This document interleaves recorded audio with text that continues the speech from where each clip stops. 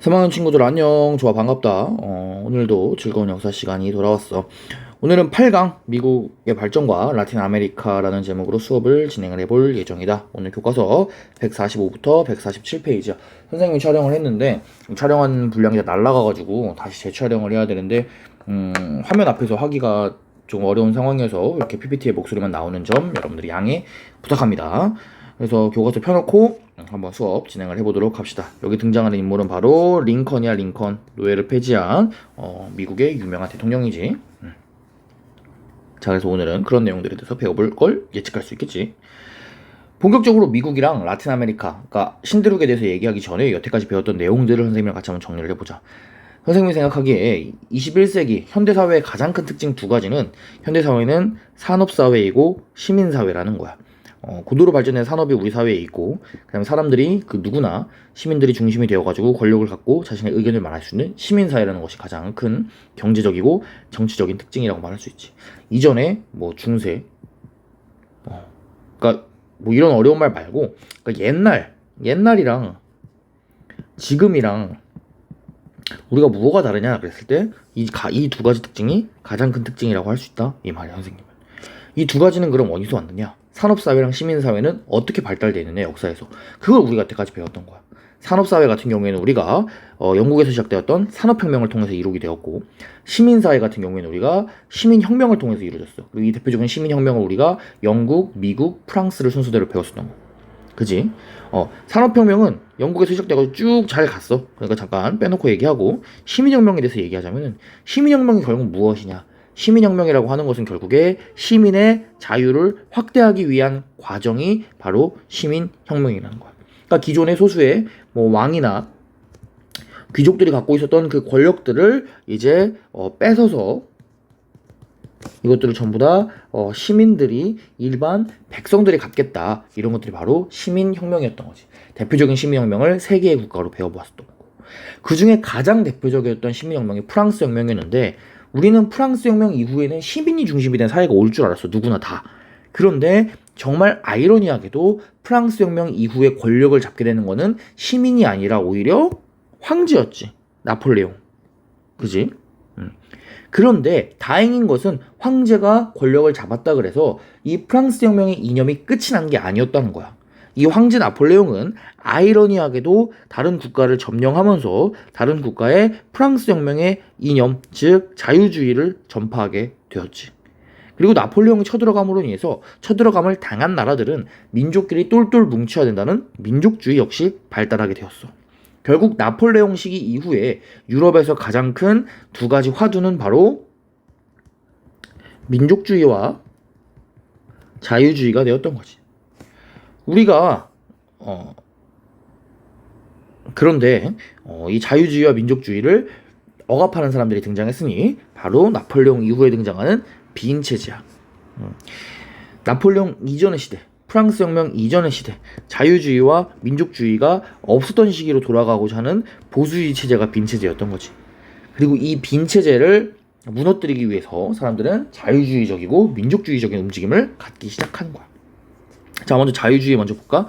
프랑스에서는 7월 혁명과 2월 혁명을 통해서 선거권을 확대하면서 자유주의 운동을 펼치게 돼. 원래 여기에 그림이 있는데, 여기에 이렇게 민중을 이끄는 자유의 여신 그림이 있어. 이렇게 사람이 있고, 이렇게 깃발 쭉쭉쭉 이렇게 있고, 쫙 나가자 하면 여기 막 뒤에 사람들이 막 따라오는 그런 그림. 여러분들 기억할 거야. 민중을 이끄는 자유의 여신. 이렇게 머리카락 길고, 옷은 이렇게 쭉 돼 있고, 쭉쭉쭉쭉. 뭔지 알지? 그림 좀 잘 그린 것 같은데. 그래서 그런 식으로 프랑스에서는 자유주의 혁명이 있었고, 영국에서도 자유주의 운동이 있었으니 그것은 바로 우리가 차티스트 운동이라고 부른다. 선거권 확대였어. 기존의 소수의 사람들만 갖고 있던 권력을, 선거권을, 그 다음에는 신흥 상공업 계층, 그 다음에는 노동자층도 달라. 이 노동자층도 선거권을 달라라고 얘기하는 것이 바로 차티스트 운동이었어. 그래서 그 결과 점점 더 영국에서는 선거권이 많아지게 되었던 거지. 그런 내용들 여러분들이 기억을 할 수 있었을 거야. 민족주의적으로는 어땠을까? 민족주의적으로는 크게 분열되어 있던 두 개의 나라가 하나의 국가를 만드는 과정을 우리가 지난 시간에 배웠어. 대표적으로 이탈리아와 독일이었지. 이탈리아랑 독일 둘 다 분열되어 있었는데 이탈리아 통일을 주도했던 국가는 어디였냐면 사르디냐 왕국이었고 대표적인 인물은 가리발디가 있었다. 독일 같은 경우에는 프로이센이 통일을 주도했고 그거를 주도했던 사람은 바로 비스마르크였다. 비스마르크 같은 경우에는 철혈 정책, 우리는 언론, 다수결, 의회, 회의 이런 거 다 필요 없다. 우리는 철과 피, 오직 전쟁으로만 통일을 과업을 이뤄낼 수 있다라고 이야기했던 비스마르크의 철혈 정책 여러분들이 잘 기억을 하고 있을 거야. 그래서 오늘은 이러한 내용들을 이외에 드디어 미국 대륙, 신대륙, 아메리카 대륙에서 있었던 일에 대해서 공부를 해볼 거야. 그래서 첫 번째는 먼저 미국 얘기를 해보고 그 다음에 라틴 아메리카 얘기를 하자. 여태까지 우리가 배웠던 모든 내용은 전부 다 유럽에서 있었던 내용인데 이제 대서양을 건너서 신대륙, 아메리카 대륙에 있었던 내용을 공부를 해볼 예정인 거야. 오케이? 좋아. 먼저 미국에 대해서 알아보자. 우리가 미국은 미국 혁명을 통해서 영국에서 독립되었다까지 배웠잖아. 독립되고 나서 어떠한 상황에 미국이 있었는지 지금부터 살펴보도록 할게. 당시에 미국은 크게 북쪽과 남쪽으로 나눠서 생각을 해야 돼. 이 북쪽과 남쪽의 상황이 많이 달랐거든. 대표적으로 북쪽에서는 공업 중심의 산업이었음에도 불구하고 남쪽은 농업 중심이었어. 공업할 때는 노동자가 필요하지 얘들아. 그래서 노예가 아니라 자유로운 노동자가 필요했던 거야. 그래서 북쪽 같은 경우에는 노예제에 반대하는 입장이었어. 하지만 반면에 남쪽에서는 농업을 할 때 노예 노동력이 많이 필요했어. 그래서 남쪽 같은 경우에는 노예제를 찬성했지. 그래서 남쪽에는 아직도 많은 노예들이 있었어. 그리고 북쪽 같은 경우에는 아직 미국 같은 경우에는 유럽에 있는 영국 같은 국가들에 비해서는 산업이 발달하지 않았기 때문에 우리의 산업들을 보호해야 됐었어. 그래서 보호무역 정책을 펼치자. 우리 무역 좀 보호해달라 라고 이야기를 하는 반면 남쪽 같은 경우에는 자기들이 생산한 막대한 농작물들을 전 세계로 막 팔고 싶었지. 막 팔려면은 보호무역보다는 자유로운 무역이 중요했었어. 그래서 이 사람들은 자유무역을 주장했고 또 북쪽 같은 경우에는 노예제도 하면 안 돼. 보호무역 해야 돼. 라고 이런 식으로 연방 그러니까 미국이 여러 개의 주가 하나로 묶여있는 연방 국가였잖아. 그치? 이 연방의 힘이 강력해야 된다라고 얘기했던 연방주의였어. 반면에 남쪽 같은 경우에는 야 우리가 노예를 찬성하든 반대하든 네가 무슨 상관이야. 그리고 왜 보호무역 같은 걸 해가지고 그런데 연방이 개입하는 거야. 우리는 그냥 여러 개의 나라가 그냥 하나로 느슨하게 묶여있는 것 뿐이야. 우리는 이 여러 개의 나라에 집중을 해. 이 하나의 연방 이런 거 중요한 거 아니야. 우리 각각의 일에 이 너희들 전체 덩어리 연방 너무 신경 쓰지 마 라고 얘기하는 거야. 그거를 어려운 말로 분리주의라고 얘기한다 얘들아. 그래서 이것처럼 북쪽과 남쪽의 상황이 좀 많이 달랐던 것 여러분들이 체크를 해놔야 돼. 이해되겠지? 다시 한번 빠르게 정리할게. 북쪽은 공업이 발달했고 남쪽은 농업이 발달했었어. 농업을 할 때는 노예가 많이 필요하기 때문에 남쪽은 노예제를 찬성했다. 반면에 북쪽은 자유로운 노동력을 위해서 노예제에 반대했지. 북쪽은 산업이 아직 발달하지 않았기 때문에 유럽과의 그런 산업 전쟁에서 이기기 위해서는 보호무역이 필요했어. 하지만 반면에 남쪽 같은 경우에는 많은 농작물들을 해외에 성공적으로 수출하기 위해서는 자유무역이 필요했던 거지. 그래서 노예제에 반대하고 보호무역을 하고 이런 것들을 하기 위해서 북쪽에서는 연방, 전체 국가의 덩어리의 힘이 강한 연방주의를 채택했던 거고 반면에 남쪽 같은 경우에는 야 우리는 노예 쓰던 말도 니들이 뭔 상관이야. 그리고 우리는 무역도 자유롭게 할 거야. 연방 덩어리 말고 우리는 그 안에 있는 나라들이 중요해. 안에 있는 주가 중요해 라고 이야기했던 게 바로 분리주의가 되겠지. 결국에 미국은 북쪽과 남쪽 사이에 많은 의견적인 차이가 있었던 거지. 자 보도록 할게. 그래서 실제로 보면은 산업 구조의 표를 한번 보자. 자 인구는 뭐 4대6 정도네. 그리고 국가 재정도 북쪽이 훨씬 잘 산다 그지. 근데 공장 어때? 북쪽이 훨씬 많지. 예금 돈 봐봐 어때? 북쪽이 훨씬 많지. 철도 이런 거 봐봐 북쪽이 훨씬 많지. 근데 목화 생산 이거 뭐야? 목화 뭐야? 농업이지. 어때? 압도적이지 남쪽이 그지 얘들아. 그래서 산업 구조 자체가 북쪽은 좀 더 산업화된 사회, 남쪽은 농업 중심의 사회 이렇게 보면 될 것 같아. 자 보도록 할게. 미국 이렇게 뚝 잘랐을 때 위쪽은 북쪽이고 아래쪽이 남부 지역이야. 북쪽은 비노예 지역, 노예가 없는 지역이야. 남쪽 볼까? 남쪽은 노예 인구 어때 얘들아? 10%부터 많은 곳은 50%까지 노예가 많다 이거야. 이 노예들은 아까 말했던 목화 생산 남부에서 목화 생산 산업에 뛰어들게 돼. 남쪽에서 이렇게 목화를 따가지고 이 목화를 뭐 수출을 하거나 이 목화로 면을 만드는 거야. 그래서 흑인 노예들. 봐봐, 이 사람은 백인이지. 이 사람들 다 흑인이야, 그지? 이렇게 흑인 노예들. 뒤에 보면 백인이 감시하고 있지, 그지, 얘들아? 이런 식으로 흑인 노예들이 많은 상황이었다. 그래서 미국이 뚝 잘라서 남쪽과 북쪽의 상황이 다른 상황이었다. 이렇게 다른 상황이, 다른 체제가 한 나라 안에 있으면 언젠가 뭔가 문제점이 생길 수 있다라는 거 여러분들이 잘 유추할 수 있겠지. 이제 역사를 많이 공부했으니까. 이러한 상황에서 등장하는 인물이 바로 그 유명한 에이브레함 링컨이다, 얘들아. 링컨은 노예제를 폐지하고 싶었어. 스스로 노예제 폐지에 대한 강한 의지가 있었다. 이러한 링컨이 북부의 지지를 받으면서 대통령이 되자 남부에서는 견딜 수가 없었던 거야. 결국에 북부와 남부가 분열되게 되지.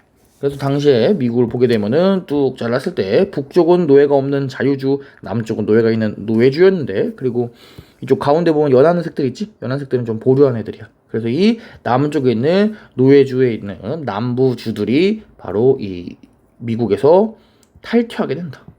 미국이 유나이티드 스테이츠 오브 아메리카잖아, 그지 얘들아? 그래서 여러 개의 주가 하나로 모여서 연방을 이루고 있는데 그 연방 전체에서 이 노예주 애들이 슉 빠져나가게 되는 거야. 이 하얀색은 뭐냐고 얘들아? 이 하얀색 지역은 아직 인구가 별로 안 살고 개발이 덜 돼서 아직 주로 올라가지 않았던 데야. 지금은 주지. 당신은 주가 아니었어. 무튼 이 노예주에 있는 남부 지역 사람들이 연방을 탈퇴하게 되는 거다. 그것이 바로 남북 전쟁이야. 그래서 미국은 이제 북쪽과 남쪽이 나뉘어 전쟁을 하게 되는 거다. 마치 우리가 6.25 전쟁에서 북쪽과 남쪽이 싸웠던 것처럼 미국 역시 북쪽과 남쪽이 싸우는 거야.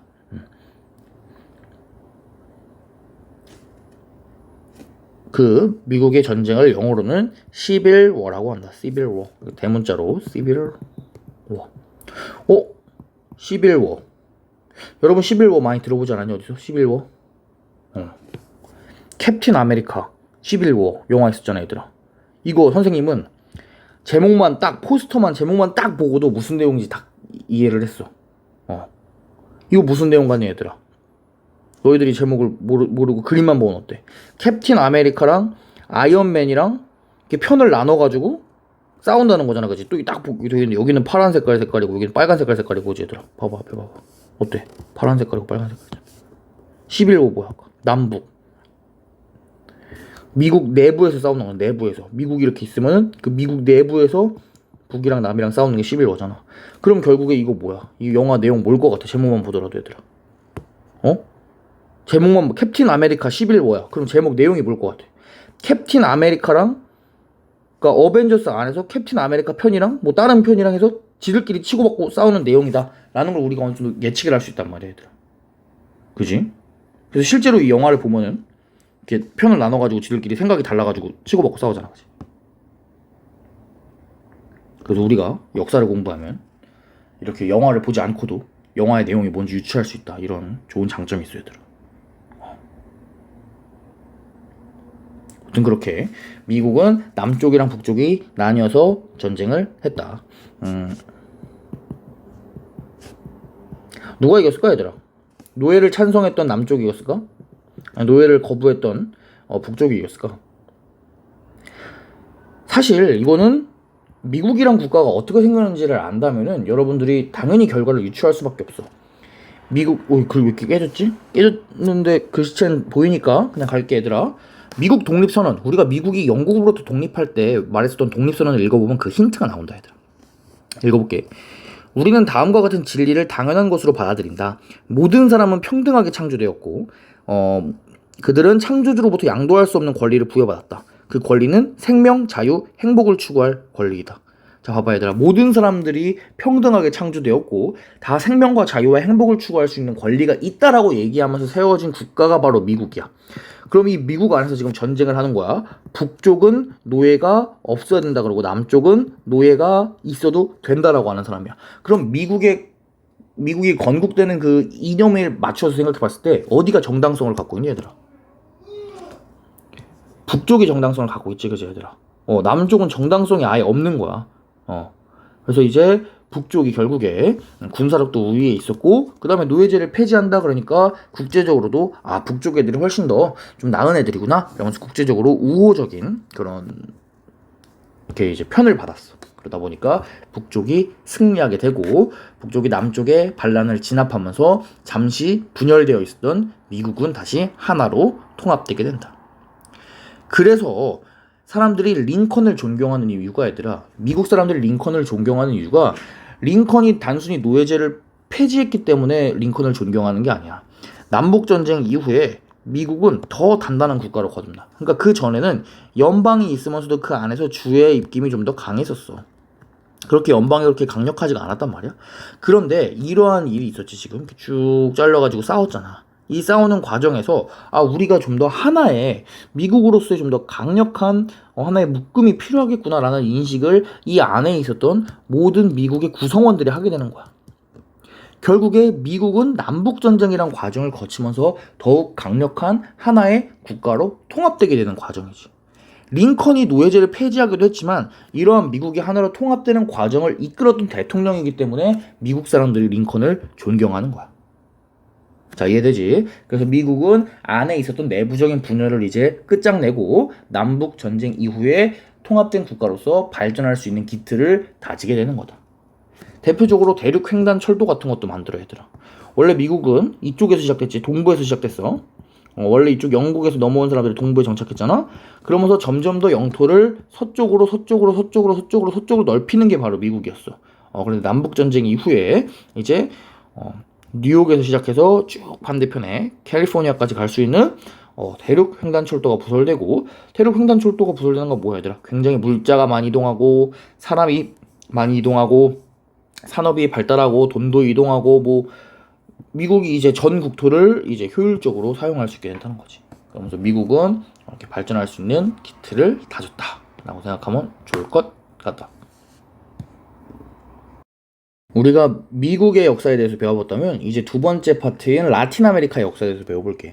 라틴 아메리카가 뭐예요? 라고 물어보는 친구도 있을 것 같아서 선생님 지도를 준비했다. 우리가 흔히 북쪽, 미국이 있는 곳을 북아메리카, 그리고 아래쪽 남아메리카 이렇게 생각을 하는데, 라틴 아메리카 같은 경우에는 여기서 뚝 잘라가지고 이렇게 범위야. 그러니까 지도로 보자면은 멕시코가 있는 범위를 포함해서 이 아래쪽까지 전부 다를 우리가 흔히 라틴 아메리카라고 부른다.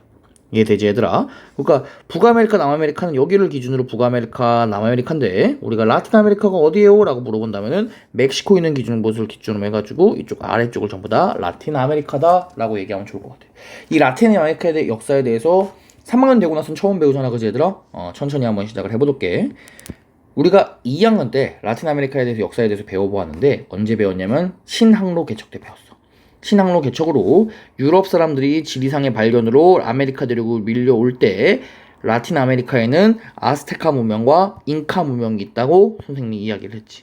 그래서 아스테카 문명 같은 경우에는 이렇게 테노티치틀란이라고 하는 거대한 고대 도시도 만들었고, 잉카 문명 같은 경우에는 이렇게 높은 고선에다가 마추픽추도 만드는 등의 굉장히 문명이 나름대로 발전해가고 있었던 곳이 바로 라틴 아메리카 지역이었어. 하지만 이런 라틴 아메리카 지역에 있었던 아스테카 문명이나 잉카 문명 같은 고대 문명들은 전부 다 스페인 정복자들에 의해서 몰락되어 버렸다.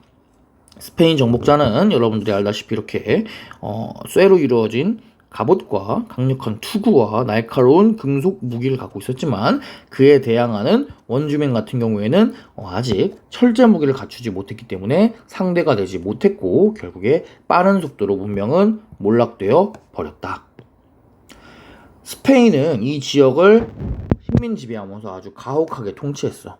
그래가지고 원주민들의 인구가 급격하게 감소했었지. 아스테카 문명의 인구들도 이렇게 100에서 4.2% 남았고, 잉카 문명의 인구도 100에서 7.5%. 그러니까 거의 10명 중에 9명, 20명 중에 19명이 죽었다고 보면 돼.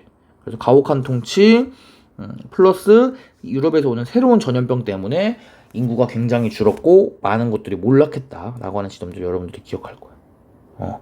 그리고 이렇게 해서 인구가 급격하게 감소하다 보니까 이런 감소한 인구를 메꾸기 위해서 유럽 사람들이 아프리카에서 뭘 데려왔다? 바로 흑인 노예를 데려왔다. 그래서 당시에 유럽 사람들이 흑인 노예를 아프리카에 데려와서 정착시켜서 무지막지하게 어려운 일들을 많이 시켰다. 이런 것도 생각하면 좋을 것 같아요. 결국에 당시에 라틴 아메리카 지역에는 원주민이 조금 살고 있고 유럽에서 온 백인도 살고 있고 흑인도 살고 있는 그런 형태다라고 생각을 하면 좋을 것 같다. 이해되지? 그래서 여기까지가 우리가 2학년 때 배웠던 내용이야. 그래서 오늘 배울 내용은 이 라틴 아메리카 국가들이 어떻게 독립해 나가는지 그 과정에 대해서 배워볼 예정이다. 당시 이제 독립에 대한 움직임이 일어나는 1800년대 초반을 보게 되면은 당시에 뭐 포르투갈, 그다음에 포르투갈 위쪽에 조그만 나라, 뭐 이런 나라들 제외하고는 포르투갈, 브라질 이런 국가 위에 있는 나라를 제외하고는 대부분의 지역은 전부 다 스페인의 식민지였어. 브라질 같은 경우에는 포르투갈이야. 다 스페인이었어. 그래서 이렇게 스페인 식민지로 이렇게 다 이루어져 있었다. 이렇게 보면 돼. 그래서 결국에 당시에 있었던 사람들은 이런 스페인이나 포르투갈 이런 국가로부터 독립하는 것이 지상 과제였겠지. 그지? 이런 것들이 이 라틴 아메리카 국가들이 독립하는 데는 당연히 프랑스 혁명의 이념이 중요했어. 유럽에 있었던 프랑스 혁명의 이념, 바로 자유주의. 이 자유의 이념이 라틴 아메리카에도 전파되는 거야. 프랑스에 있었던 자유주의 이념이 바다를 건너서 라틴 아메리카 지역까지도 오게 되는 거다. 하지만 당연히 빈체제는 이런 것들을 탄압했겠지. 그래서 사람들이 어려움을 겪었던 거야. 라틴 아메리카에 있는 사람들이 야 우리도 권리 갖자, 자유 갖자 이렇게 얘기하지만 그것들이 억압되고 탄압되는 상황이었던 거야. 하지만 모든 사람들이 라틴 아메리카의 이런 움직임을 싫어했던 건 아니야. 라틴 아메리카의 편을 들어줬던 사람들도 있는데 여러분들 잘 기억하자. 의외로 영국이랑 미국에서는 라틴 아메리카를 이렇게 응원해준다. 뭐 직접적으로 막 모든 걸 막 이렇게 지원해주고 그런 건 아니지만 어느 정도 편을 들어줘. 왜 편을 들어줬을까? 세상에 공짜는 없어. 얘네들이 착해서 편을 들어준 거 아니야. 자, 영국 같은 경우에는 새로운 시장을 원했어. 무슨 말인고 하니 라틴 아메리카가 계속해서 스페인이나 포르투갈 같은 국가들의 식민지로 남아있다면은 영국은 이 식민지 땅에다가 물건을 팔기가 굉장히 어려웠을 거야. 하지만 라틴 아메리카가 독립해가지고 각각 새로운 국가들이 생긴다면 영국은 스페인이나 포르투갈 같은 국가랑 통합 필요 없이 바로 직접적으로 이 식민지에서 새롭게 생긴 국가들이랑 거래를 할 수 있잖아, 그치? 영국 같은 경우에는 산업혁명이 굉장히 발달했기 때문에 당연히 막 물건이 막 많아. 근데 물건을 팔 곳이 없는 거잖아, 그치? 그래서 새로운 시장을 원했던 영국은 라틴 아메리카들의 독립을 지지했다. 자, 또 보자. 미국은 왜 지지했을까? 미국 착해서? 아니야. 미국은 당시에 영국에서부터 독립돼서 생긴 나라잖아, 그치? 그리고 영국 애들이 이게 지지고 볶고 지지끼리 싸우고 있을 동안에 여기서 이제 힘을 길러야 되는 입장이었어. 여기서 미국 땅에서 체제를 안정시키고 국가를 발전시켜야 되는 상황이었어. 이러한 상황에서 미국은 이런 선언을 해. 멀로라고 하는 인물이 선언한 건데, 유럽은 아메리카 대륙에 간섭하지 마라. 우리가 미국이 너네한테 간섭 안 하잖아. 그것처럼 유럽 애들도 아메리카 대륙에 간섭하지 마라. 아메리카 대륙은 아메리카 대륙끼리 알아서 잘 할게! 라고 얘기하는 거야. 그러니까 미국이 아메리카 대륙에서의 영향력을 올리기 위한 그런 선언이라고 볼 수 있지. 어찌되었든지 간에 이런 식으로 영국과 미국은 라틴 아메리카의 독립을 지지했었다 라고 하는 부분도 여러분들이 의외의 내용이니까 체크해주면 좋겠다. 선생님이 아까 얘기했지. 당시에 라틴 아메리카에 살고 있던 사람은 원주민, 백인, 흑인이었다. 그럼 이 중에 누가 독립운동을 할 것 같니 얘들아? 누가 할 것 같아? 제일 아닐 것 같은 사람은 누구야? 백인은 아니겠지. 일단 독립운동 할 만한 사람들이, 그러니까 원주민 아니면 흑인일 텐데 가장 먼저 독립운동을 시작했던 사람들은 바로 흑인이었어.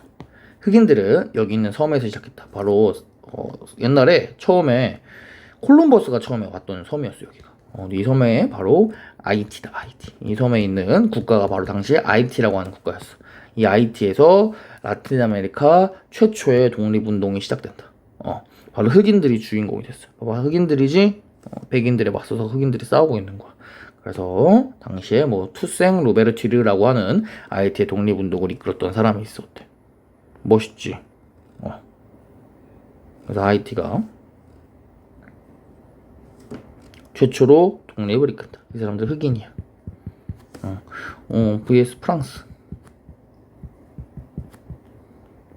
프랑스가 점령하고 있었던 곳이랑 이제 전쟁을 해서 아이티가 독립을 이끌어냈다. 프랑스 혁명의 자유주의 이념이 라틴 아메리카까지 전파되면서 우리가 아이티에서 흑인들이 독립운동을 해서 독립시켰다는 것, 최초의 독립이 있었던 아이티, 이런 거 여러분들이 잘 기억을 해두면 좋겠다. 자, 그럼 이제 보자. 원주민, 백인, 흑인 중에 우리가 흑인을 살펴봤어. 그럼 누구의 독립운동에 대해서 살펴봐야 될 것 같아? 당연히 원주민이라고 생각하는 친구들이 많을 거야. 그런데 아이러니하게도 대부분의 라틴 아메리카 국가에서 독립을 이끌었던 거는 백인이야. 아니 선생님, 백인은 침략자인데 백인이 어떻게 라틴 아메리카의 독립운동을 이끌죠? 이상하지. 이게 참 역사의 아이러니야 얘들아. 좀 자세히 살펴볼게. 당시에 백인에도 두 종류의 백인이 있어요 얘들아. 원래 고향이 유럽인데 이제 태어나고 나서 라틴 아메리카에 넘어와서 일을 했던 백인들이 있을 거냐, 그지? 그리고 반면에 옛날에 선조가 라틴 아메리카에 이미 넘어와서 그 선조가 낳은 아들들이 있을 거야, 딸들이. 고향이 아메리카인 백인들. 이해되니? 태어날 때부터 아메리카에 태어났었던 백인들이 있을 거냐. 그 사람들을 우리는 크리오요라고 불러. 이 크리오요들이 라틴 아메리카의 독립을 이끈다. 이 사람들이 생각하기에 당시에 이 사람들도 차별을 받고 있다고 느낀 거야. 바로 유럽 사람들한테, 유럽 사람 백인한테 차별을 받고 있다고 느낀 거야. 그래서 이러한 차별은 당시에 라틴 아메리카의 자유를 억압한다고 느꼈고, 이러한 자유를 회복시키기 위해서 나섰던 것이 당시에 권력이랑 부를 어느 정도 갖고 있었던 크리오요들이 되겠다. 당연히 원주민들이